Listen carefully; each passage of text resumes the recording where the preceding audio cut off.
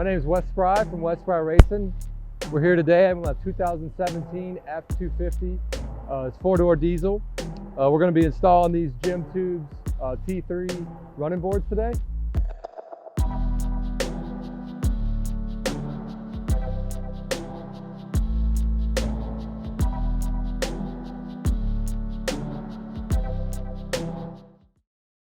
So the installation is really easy. It took about 45 minutes with 2 people. It has all the factory mounting points from Ford. It supplies all their own hardware and bolts. I would say 8 bolts and you have a set of running boards ready to install.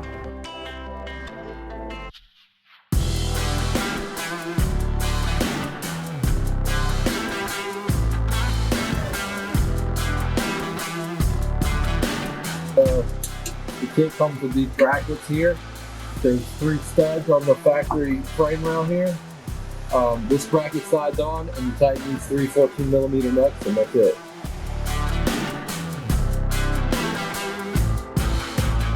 So not only was the installation easy and hassle-free, but the durability of the product is amazing.